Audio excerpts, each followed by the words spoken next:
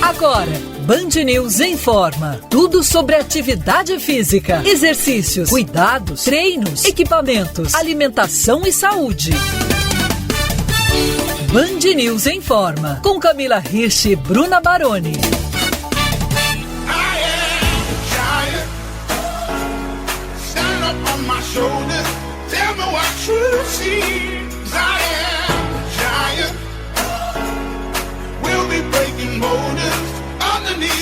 Estamos no ar com o Band News em Forma. Olá, ouvintes. Eu sou a Bruna Baroni e comigo a treinadora que nunca deixou de crescer, já tá chegando nos 2 metros de altura, é ela, Camila Hirsch. Olá, Bruna, olá, ouvintes. Amei. A gente busca tanto isso, né? Um crescimento. Já tô na fase do crescimento pessoal, mas eu gostei. Brincadeiras à parte, o nosso assunto hoje tem tudo a ver com crescimento, né, Camila? É isso, tem a ver com crescimento, tem muita dúvida, né? A medicina avança cada dia mais, então eu acho que a gente sempre tem que estar escutando informação boa pra gente se atualizar da melhor maneira. Exatamente, e o tema central desse assunto é o hormônio do crescimento, o GH. Então a gente vai tirar todas as dúvidas dos nossos ouvintes a partir de agora com 2 especialistas nesse assunto. A pediatra e coordenadora do Ambulatório de Medicina do Esporte do Hospital das Clínicas, doutora Ana Lúcia de Sá Pinto. Seja muito bem-vinda, doutora Ana. Olá a todos, olá Bruna, Camila, é um prazer estar com vocês aqui hoje. O prazer é todo nosso. E também está conosco a médica endocrinologista da Faculdade de Medicina da USP, doutora Mirela Miranda. Obrigada pelo seu tempo, doutora. Imagina, obrigada pelo convite, é um prazer estar aqui conversando com vocês. Legal, vamos lá então. Antes de tudo, vamos explicar para os nossos ouvintes como esse hormônio atua no nosso organismo, né? O nome já diz muita coisa, é o hormônio do crescimento, mas vamos falar então sobre como ele é produzido e a partir de qual momento da nossa vida. Sim, claro. Não, o hormônio do crescimento realmente o nome é bem intuitivo, né? Ele é produzido numa glândula chamada hipófise e ele regula realmente o crescimento, principalmente o crescimento linear durante a infância e adolescência, mas ele tem também uma ação na fase adulta, né, também em massa óssea, em massa muscular, então ele é um hormônio anabólico e lipolítico, né, diminui também massa gordurosa. Mas o principal efeito do hormônio de crescimento realmente é o crescimento linear, ele age na epífise de crescimento, na cartilagem de crescimento, levando ao nosso crescimento. Ele é muito produzido em larga escala nos primeiros 2 anos de vida, a gente tem uma velocidade de crescimento mais aumentada nesses 2 anos de vida.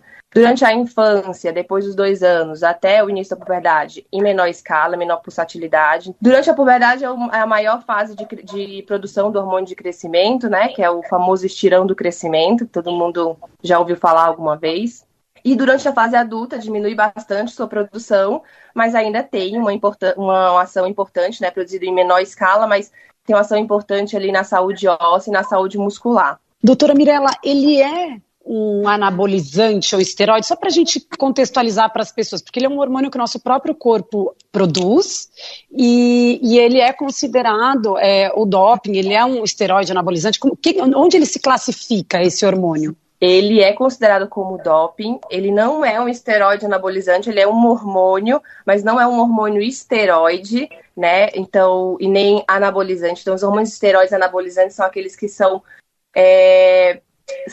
derivados da testosterona, né, que são análogos à testosterona. Esses são esteroides anabolizantes. O hormônio de crescimento não é um esteroide anabolizante, mas ele tem um efeito de anabólico, então ele tem um efeito de síntese proteica, mas não tem a conformação da testosterona, é um hormônio totalmente diferente. É uma coisa que é importante isso, essa separação, né? Porque assim, todo mundo pensa muito quando pensa em doping só nos esteroides anabolizantes e o GH ele é anabólico, porque ele te dá mais força, ele te dá mais, aumenta a sua massa muscular, mas ele não é um esteroide, ele não é vindo dos hormônios, né, sexuais. Uhum. E quais fatores influenciam a produção desse hormônio? Assim, fatores ambientais podem influenciar na produção adequada do hormônio de crescimento. A gente sabe que a produção do hormônio de crescimento ela é maior durante o sono, né? Então,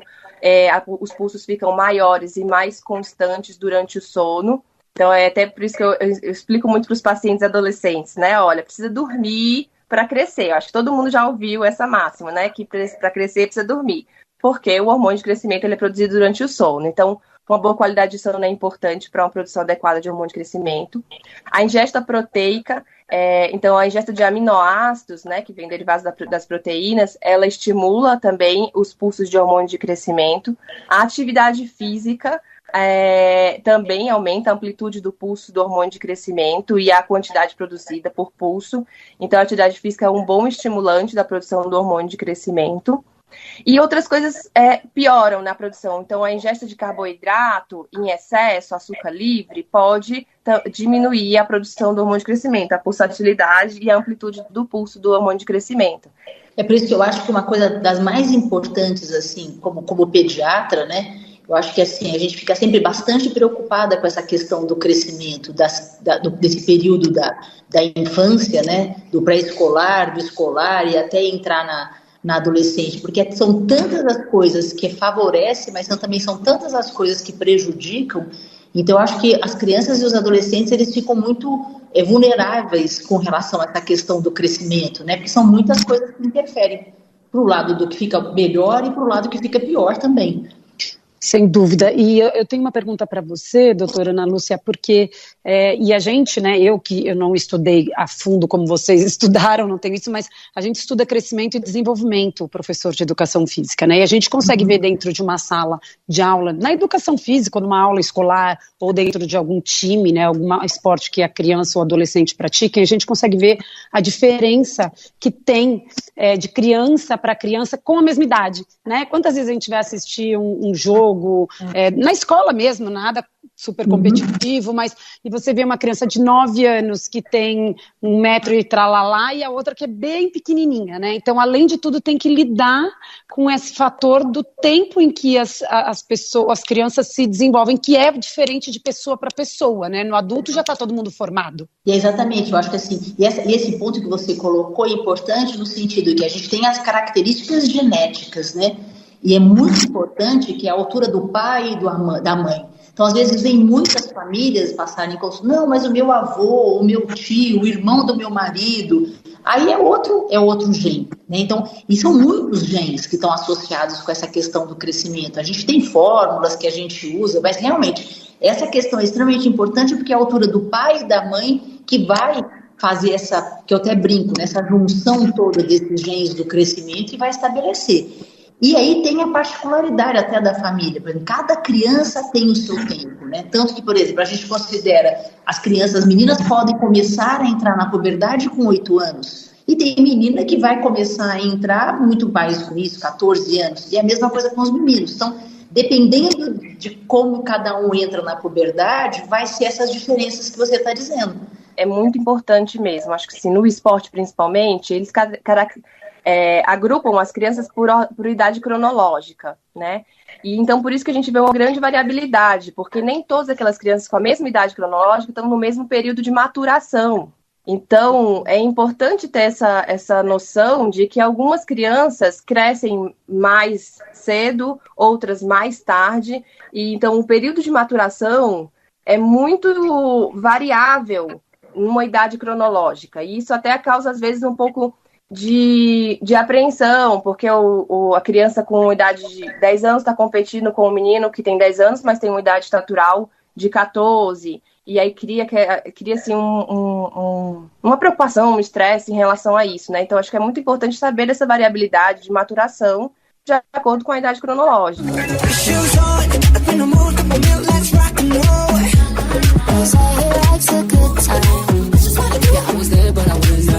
O Informers, a gente está recebendo hoje a endocrinologista Mirela Miranda e a pediatra Ana Lúcia de Sapinto para falar sobre o hormônio do crescimento. Camila Hirsch, com você. A gente terminou o último bloco, né, Bruna, a doutora Mirella falou da diferença da idade cronológica e da idade de desenvolvimento que a criança tem, né?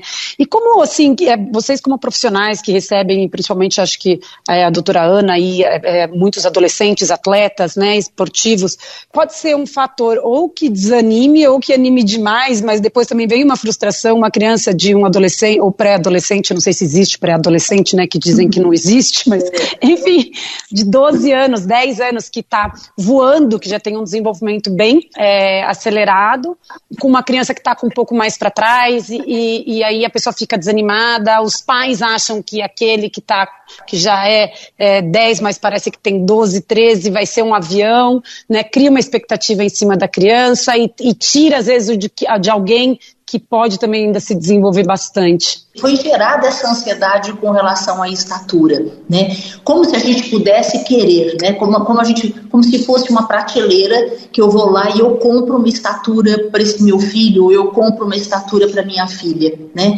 Então existe um querer e que não funciona bem assim. Então eu acho que assim, a primeira coisa é deixar a família, e principalmente a criança e o adolescente, tranquilos com relação a isso, que é um processo, o crescimento é um processo, não significa que ele está numa estatura algo que vai dar 1,80 m, por exemplo, naqueles gráficos que todo mundo que tem filhos, que já foi ao pediatra, já viu aquele gráfico de crescimento, que aquilo é para dar um parâmetro para a gente, então não significa que ele vai chegar no 1,80 m quando ele tem 5 anos de idade.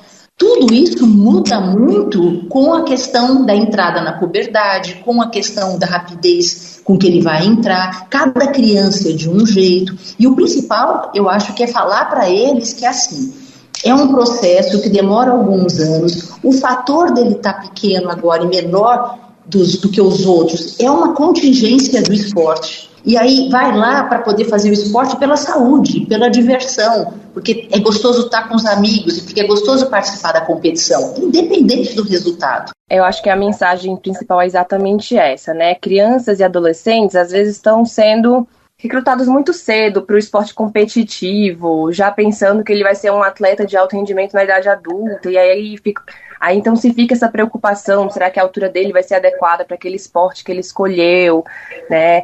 E a gente tem que ter em mente que a estatura final vem uma combinação de um fator genético, de uma programação genética e de fatores ambientais. E a estatura final vai vir de um estilo de vida adequado, né, e do seu fator genético, que não dá para ser mudado. I'm in love with your body. I'm in love with your body.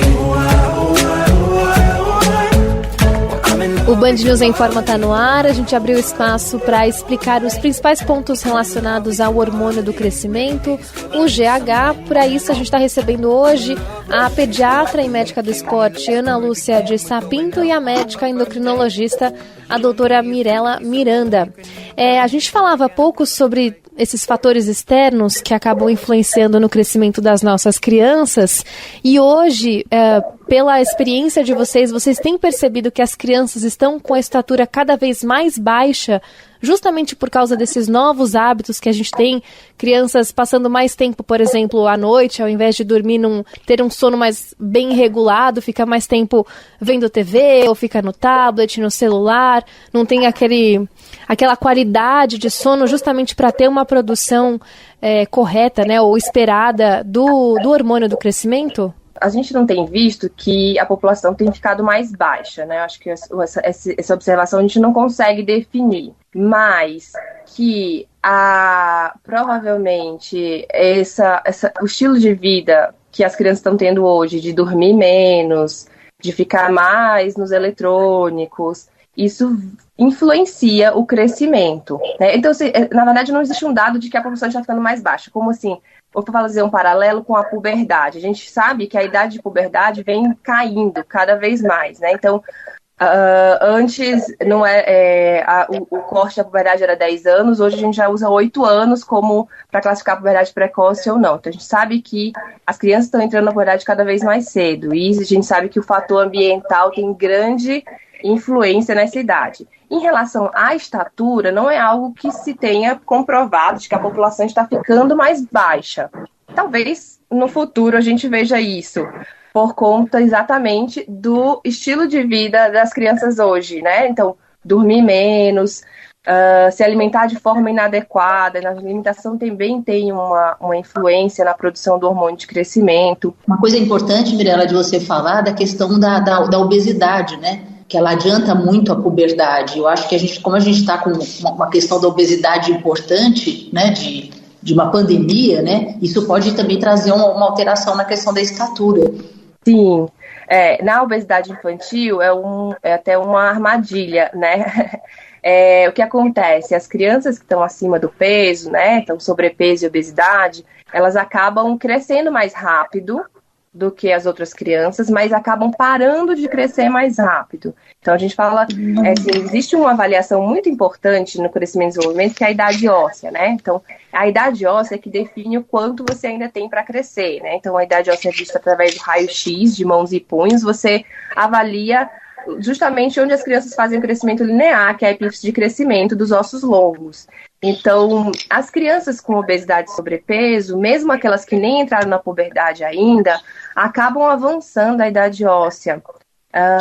E assim, crescem mais nesse período, mas acabam parando de crescer mais cedo e ficando com uma estatura abaixo do esperado. Então, é uma armadilha que é importante. Se você percebe que a sua criança está com sobrepeso e está crescendo muito mais do que a média, média em volta, né, das outras crianças da mesma idade, é importante avaliar se realmente esse crescimento está adequado, como é que está a idade óssea, porque realmente é uma armadilha, né? Até porque, né, gente, a gente, assim, só procura ajuda na hora que... É uma coisa diferente isso, né, nessa época da vida. Os pais procuram ajuda quando estão vendo que a criança é o menor da sala, é o menor do time, é o menor da família, dos primos. Aí a pessoa vai e procura ajuda, mas isso não necessariamente é quem pode estar com o problema, de repente, como você disse agora com relação à própria obesidade, né? Sim. E você sabe que uma coisa que eu observei, assim, não tem a minha observação, mas surgiram trabalhos depois da pandemia, né? Porque o que acabou acontecendo? Eles ficaram com muito tempo de tela, muitas crianças ganharam muito peso, e então, assim, eu observei um acelerar da entrada na puberdade.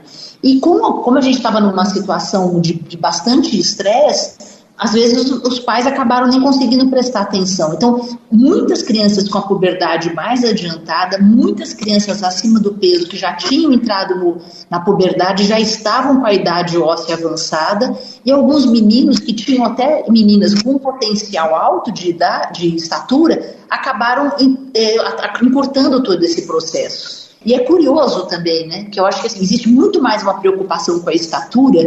Eu não sei se a Mirela percebe isso, com os meninos, menos com as meninas. Sim, é o mundo que a gente com vive, certeza. Né, gente? Com certeza.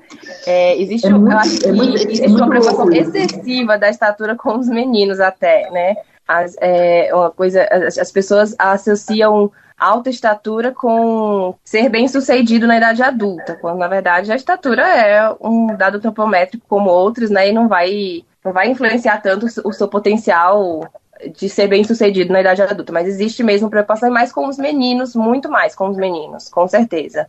Quase como se fosse uma questão de caráter também, né? Eu acho que é um pouco cultural. As pessoas acham que quem é mais alto vai ter mais benefícios na estatura, na idade adulta. Isso não. E uma coisa que eu falo muito para os pacientes no consultório: olha, a estatura é um dado. É uma coisa do ser que você é. Então, isso não vai influenciar na sua capacidade de ser o que você quer ser quando for adulto, né? Até partindo desse princípio, porque a estatura não é algo que você possa modular de forma, eu quero ter 1,80, eu quero ter 1,90, enfim. Mas são exatamente assim que as pessoas chegam no consultório, né? Eu quero o padrão, por exemplo, existe uma média de altura, de estatura, que é 1,75 m, né, da população brasileira, assim, em média, mas todo mundo vem querendo ter 1,80, no mínimo. Os meninos têm que ter 1,80, é uma coisa que parece assim... Não sei, número, né? É um senso comum que eu não sei de onde surgiu, mas existe. Já dizia o meu marido, né, meu filho, eu tenho, bom, todo mundo sabe aqui, as entrevistadas hoje sabem que eu tenho meu filho, e a gente está sempre acompanhando isso no crescimento com 12 anos, mas ele falou, qualquer coisa a gente leva para morar no México, ele vai ser bem alto morando lá, né? E uma referência que, assim, vira uma informação que, às vezes, que culturalmente, como a doutora Mirella disse, a gente absorve, a gente tenta mudar algumas coisas, mas óbvio que a gente tenta, dentro, né, tendo saúde, a gente quer, mas tem coisa que não tem como fazer, né, gente? Não, mas você sabe que uma coisa que até a Bruna colocou, por exemplo, assim, o que é interessante, por exemplo, realmente, você não tem trabalhos associando com estatura, mas, por exemplo, com a experiência da prática esportiva, não um atleta olímpico e nem um atleta que foi campeão, por exemplo, brasileiro, não nesse sentido, mas a criança e o adolescente, que eles passaram por essa experiência de esporte competitivo, eles fizeram já vários trabalhos com relação a isso. Eles têm um desempenho do trabalho melhor, eles têm, financeiramente, eles ganham mais. Quer dizer, tem trabalhos muito bem desenhados com relação a isso. Então, por isso que eu falo, isso é muito mais importante do que a questão só da estatura. Eu acho que a gente tem que ficar atento para não atrapalhar no sentido da criança ficar com a estatura abaixo do alvo dela, porque ela não comeu, ou porque ela não faz exercício, ou porque ela não dormiu. Agora, sim, a preocupação hoje está muito maior em querer se dar o hormônio para potencializar essa altura, como se pudesse, né? Então meu alvo é 1,70, que nem eu tenho 1,73. Então será que se eu tivesse tomado hormônio de crescimento eu ficaria com 1,80?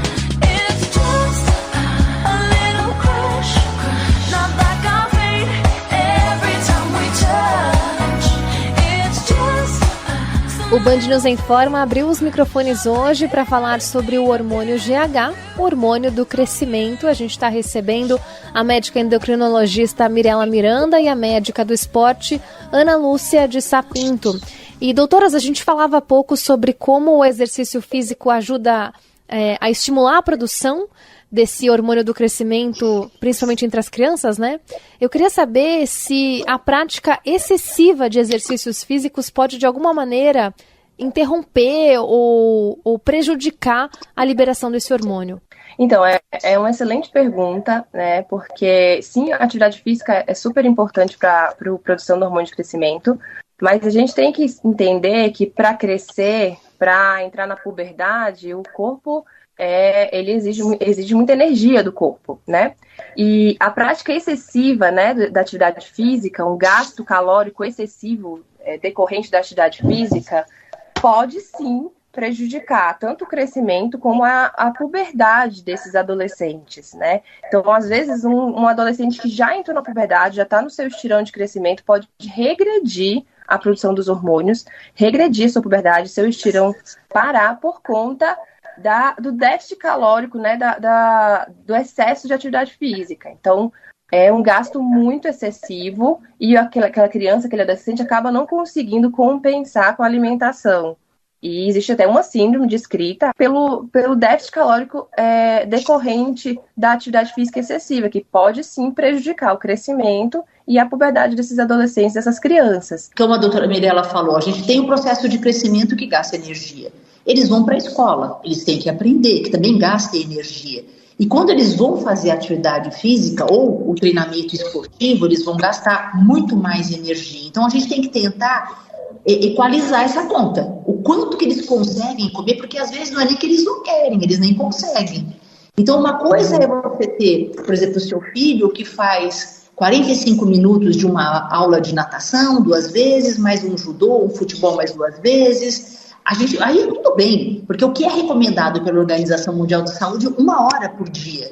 E que a gente está na minoria que faz isso. Quando a gente fala de treinamento, são crianças que treinam 2, 3 ou às vezes até 4 horas, crianças e adolescentes. Então, é muito difícil fechar essa conta. E existe essa situação, que é uma síndrome que antes era descrita muito exclusivamente das meninas, que as meninas paravam de menstruar, as meninas tinham distúrbios alimentares e tinham as alterações ósseas, e que se estendeu, porque hoje os meninos também têm essa síndrome. Por isso que parou de chamava antigamente a tríade da mulher feminina, e hoje chama REDS, que em inglês quer dizer que você está com um aporte de energia deficiente.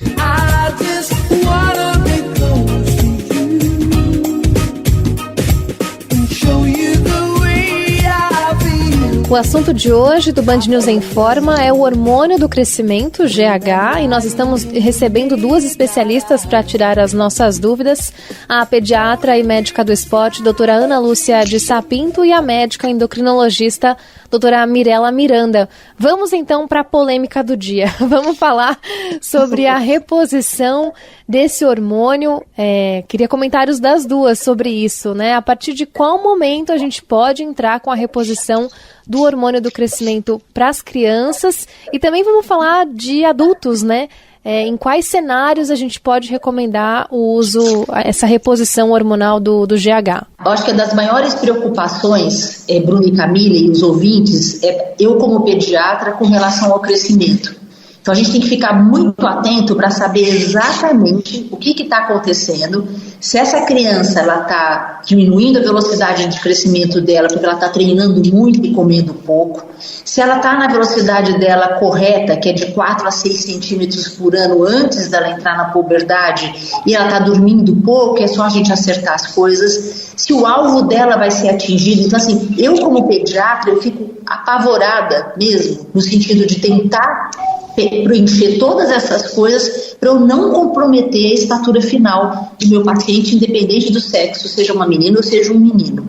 Então, assim, a gente tem que ficar com o olhar muito atento em todas essas coisas para saber exatamente a hora que eu tenho, e eu não perder o timing, né, de eu encaminhar para endocrinologista, porque quem vai fazer essa reposição e decidir se é a hora ou não, e se deve ou não dar o hormônio de crescimento, com o objetivo de crescimento, sou totalmente contra e é totalmente proscrito, que a gente fala, quer dizer, é proibido usar o hormônio de crescimento com fins de melhorar a performance, com fins de ficar com o meu paciente mais forte. E eu recebo pacientes com essas ideias, querendo que as crianças fiquem mais fortes para poder ter um desempenho esportivo maior. Então isso está fora de propósito. Agora, as indicações clínicas, eu acho que a Mirela, como endocrinologista, ela poderia dizer para a gente muito melhor, mas assim, atenção como pediatra nesse sentido e encaminhar na hora certa para uma pessoa que sabe mexer e manipular e decidir qual é o horário de entrar com o hormônio de crescimento. Antes da doutora Mirela falar, que acho que é fundamental, é importante a gente mencionar, né, eu acho aqui, doutora Ana, que utilizar o GH hoje é tão... tem uma pergunta minha sobre a segurança disso, né, estudos, a pessoa tem muito receio, os pais que colocam nas crianças, e obviamente os adultos que também tomam, acho que a gente ainda vai falar sobre isso, mas o grande problema é o seguinte, hoje o SUS tem esse tipo de tratamento, então a gente imagina que é uma coisa que seja necessária para o desenvolvimento e crescimento, né, até, então, por ter ali, né, então eu acho que isso não é simplesmente uma coisa para a performance, né, porque não é isso que acho que você disse, muito bem falado, porque ele é necessário para o crescimento e desenvolvimento, né. Eu acho que assim, são situações muito diferentes, eu tomar porque eu quero melhorar, eu tomar porque eu quero ficar mais forte, ou a criança ou o adolescente precisarem tomar e terem indicações absolutas para você fazer o tratamento e você não comprometer essa estatura final. Sim, eu acho que é importante falar, né, que o hormônio de crescimento, de fato, é um hormônio fundamental para a vida do ser humano, né, para o crescimento e desenvolvimento, numa fase de crescimento linear, e como eu falei anteriormente, na fase adulta também, para uma manutenção da saúde. A gente sabe que adultos com deficiência verdadeira do hormônio de crescimento têm risco cardiovascular aumentado, têm risco aumentado de osteoporose, né? São pacientes com maior fadiga, com massa muscular mais fraca. Então, realmente, o hormônio de crescimento tem um papel fundamental na nossa saúde, na saúde do ser humano. A questão é quem realmente tem indicação clínica comprovada de usar o hormônio de crescimento. né? Então, o que a gente sabe que não é indicado de jeito nenhum, então já é muito claro isso. A gente tem usos muito bem indicados, muito bem já documentados. A gente tem uso potencial e a gente tem o uso não indicado. Então, eu vou começar pelo mais fácil, que é o não indicado. Então, o hormônio de crescimento, a reposição do hormônio de crescimento não está indicada para aumento de performance, não está indicado para anti-envelhecimento, como se vem vendendo muito por aí, não está indicado para perda de massa gordurosa, né, para emagrecimento, também já vi pessoas vendendo para isso, e não está indicado para crianças que têm um crescimento adequado para ficarem mais altas, certo? Para modular um crescimento para mais, atingir uma estatura maior, e, enfim. Então, para isso não está indicado. Isso é muito claro, né? Então, o hormônio de crescimento na infância e na adolescência, ela está indicado para aqueles pacientes com baixa estatura. Eu gostaria de destacar que dentro do grande fator baixa estatura, a deficiência verdadeira do hormônio de crescimento é muito rara. Ela corresponde aí a 1-2% dos casos, né? Mas a gente não usa só o hormônio de crescimento para quem tem a deficiência verdadeira do hormônio de crescimento.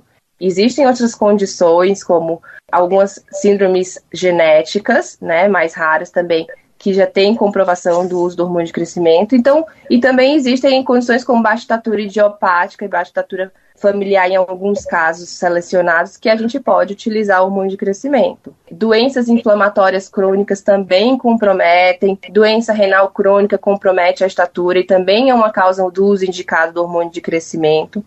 Existem aqueles pacientes também que a gente fala que são pequenos para a idade gestacional, então eles já nasceram pequenos e não fizeram uma recuperação nos primeiros 2 anos de vida e acabam ficando numa curva de crescimento muito baixa.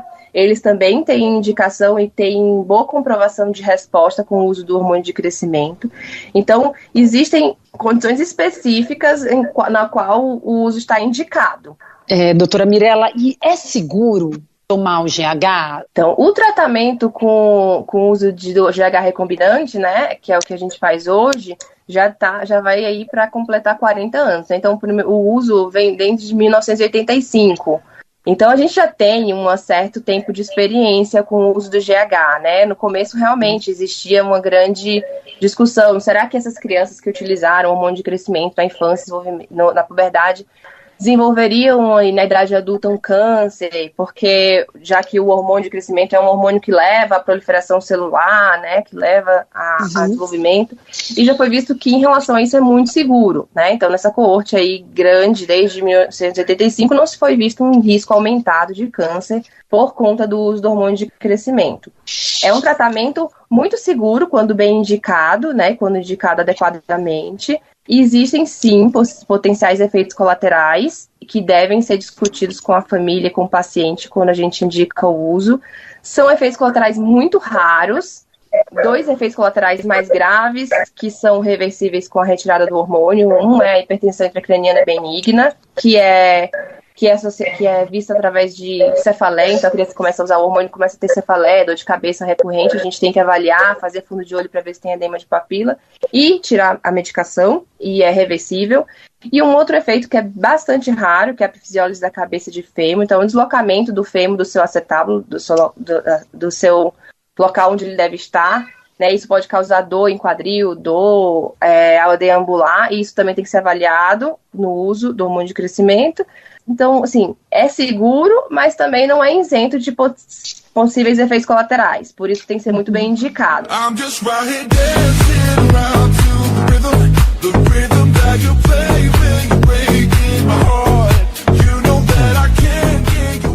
O Band News Informa vai chegando ao fim. Hoje a gente está conversando aqui no programa sobre o hormônio do crescimento, o GH. Quem está com a gente é a médica do esporte, doutora Ana Lúcia de Sapinto, e a médica endocrinologista Mirella Miranda. Doutora Mirella, a gente sabe que tem adultos que tomam, né, GH e que têm buscado isso. Quais são os efeitos colaterais? Nesses adultos que já fecharam o crescimento linear, né, não vão crescer mais, não vão ficar mais altos. Então, o hormônio de crescimento, ele continua agindo em cartilagem, em músculo esquelético e músculo liso também, né? Então, o que a gente vai observar? que pode acontecer nesses pacientes que usam de forma inadequada o hormônio de crescimento. Hipertensão arterial sistêmica, cardiomiopatia, então aumento do músculo do coração, né, e levando a uma insuficiência cardíaca. Aumento das extremidades, né, então, que pode levar a uma artropatia. Então, o paciente às vezes desenvolve dores articulares, aumento de mãos, de pés, de nariz, de orelha, edema, né, por retenção líquida. Pode até levar a um quadro de fadiga muscular, pelo excesso do hormônio de crescimento. Então, acabar sendo mais prejudicial do que benéfico para a performance, por exemplo. O excesso de hormônio de crescimento pode causar resistência insulínica e desenvolvimento de diabetes. Muita gente pensa que o hormônio de crescimento vai crescer músculo, né? E não é bem assim. O hormônio de crescimento tem um efeito mais lipolítico do que anabólico. Então, a gente vê, por exemplo, nos pacientes adultos que têm deficiência mesmo do hormônio de crescimento por alterações na hipófise, eles acabam desenvolvendo uma adiposidade central, um excesso de tecido gorduroso, e quando a gente repõe o hormônio, e uma dislipidemia, quando a gente repõe o hormônio nesses pacientes que têm deficiência, a gente vê que isso melhora. E geralmente esses adultos, essas pessoas que usam, né, para fins estéticos, usam em associação, né? Hormônio de crescimento mais esteroide anabolizante, o que potencializa ainda mais os possíveis efeitos colaterais. Muito bem. Bom, quero agradecer muitíssimo todas as explicações aqui da pediatra e coordenadora do Ambulatório de Medicina do Esporte do Hospital das Clínicas, doutora Ana Lúcia de Sapinto, e também da médica endocrinologista Mirela Miranda, da Faculdade de Medicina da USP. As duas, meu muito obrigado e até a próxima. Obrigada, doutora Ana. Obrigada, doutora Mirela. Camila e Bruno, eu que agradeço o convite e até a próxima. Agradeço muito o convite, é muito bom estar passando aqui boas informações. Eu acho que é importante programas como esse para difundir informação correta para a população, para que a gente consiga combater o uso inadequado dos hormônios, enfim, de medicações. Então, parabéns pelo programa e obrigada pelo convite, foi um prazer.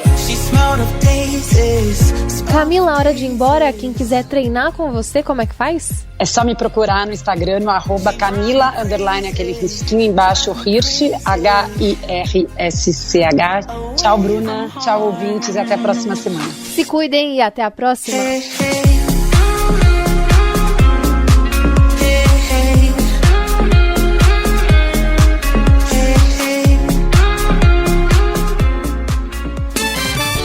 Você ouviu Band News Informa.